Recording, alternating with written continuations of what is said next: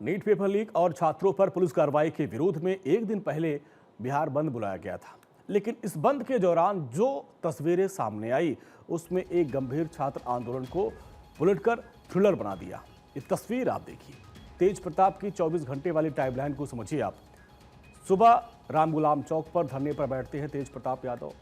फिर दोपहर को डाक बंगला चौराहे पर पुलिस से टकराव होता है वैन से लटके। शाम की बात करें तो पटना के मॉल में अचानक से वो घूमते हुए नजर आते हैं। देर रात पुलिस ने मॉल से किया गिरफ्तार। 14 दिन की न्यायिक हिरासत में उनको भेज दिया गया। जब कोई नेता छात्रों की हक की बात करता है तो वो जनता उसकी गंभीरता को देखना चाहती है।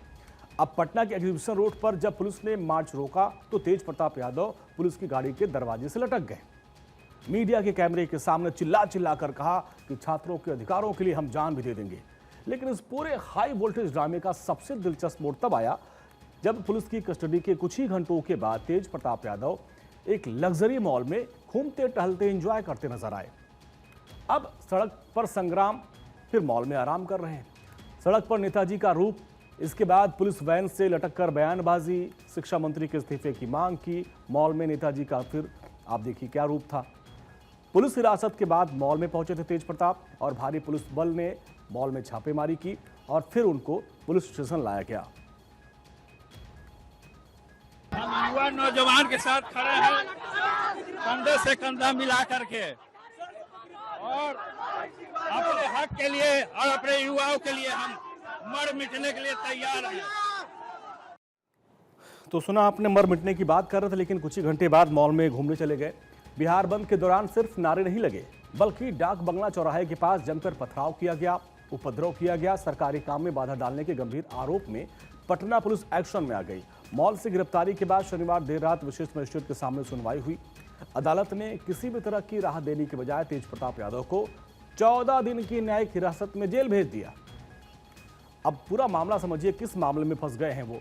बिहार बंद के दौरान डाक बंगला चौराहे पर पथराव हुआ था और बिना अनुमति प्रदर्शन और फिर ट्रैफिक जाम का आरोप लगा। सरकारी काम में बाधा डालना, पुलिस से टकराव का आरोप है। अब अदालत का फैसला है कि 14 दिन के लिए उन्हें बेऊर जेल में भेज दिया जाए। नीट पेपर लीक से देश के लाखों युवाओं के भविष्य जुड़ा एक बड़ा मैटर है, गंभीर मुद्दा है।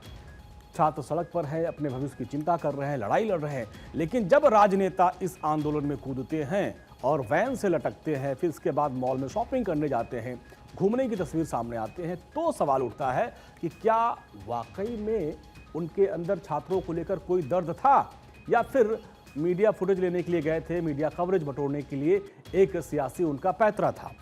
अब इसका खामियाजा क्या होगा? 14 दिन की जेल और इस मुद्दे को बिहार की सियासत के केंद्र में लाकर खड़ा कर दिया।